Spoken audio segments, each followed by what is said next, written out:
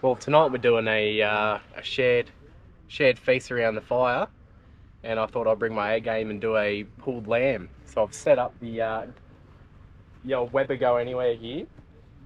I've got a tray to collect my juices from the lamb. It's going to be great to go back in for the sauce. Set a little offset shield here because we want indirect cooking. Got my coals here. I've got some fire going over there to get that started. I'm going to run my vents half on one side, nothing on the other. They're going to stay like that the whole cook. And for the top, I'll be controlling my heat here. So, Brilliant. All right. then once I go to rub the lamb, I'll get another one going. Is it? Ready to wrap. Hey, what? Show me your meat, honey. So lamb's been absolutely humming away while I've been slaving away here at camp. So we're ready to wrap it now. Very happy with the colour. I don't want that to go any further, but it still has cooking to do. So I'm going to take it over here. Just here, I've got a bit of unsalted butter.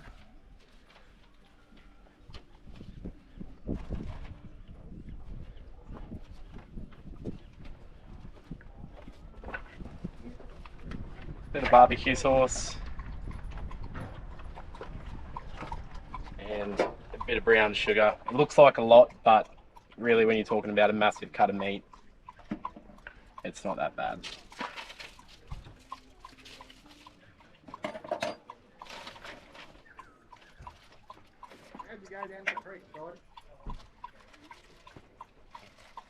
A little bit more butter.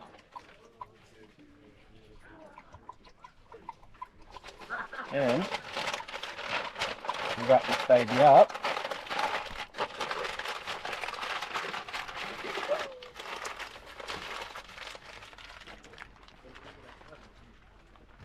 And that's going to go back on there to finish off. Now, what I'm expecting is that's going to come up to about 67 degrees and it's going to sit there for hours pretty much. We want to push through that because that's all the heat going into the collagen and the interconnecting muscles, breaking that down. Once it's finished doing that, that's when it's fall apart ready. It's going to come up to finish temp and we can let it rest, and then it's just going to absolutely pull apart. Hopefully.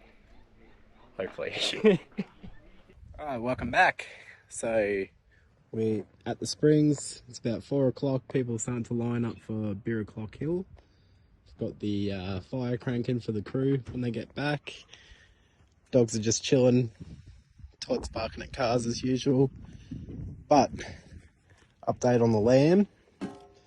I've just shut the Weber off because we are now, excuse me while I get this open. We are now, once I burst through the paper, probe tender.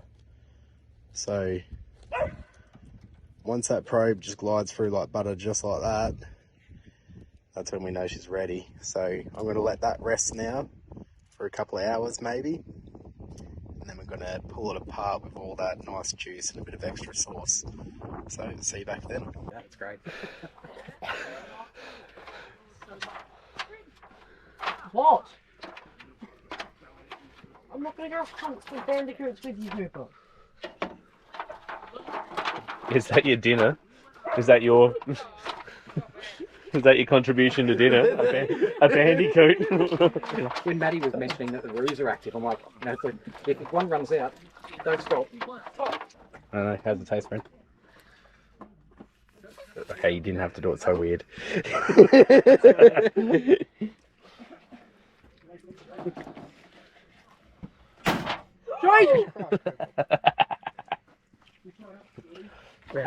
It's shut.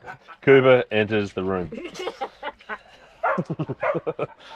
It was about a 6-hour cook. Realistically, I could have taken it for maybe another hour or so more. I was hoping that it was going to climb a few more degrees after it came off.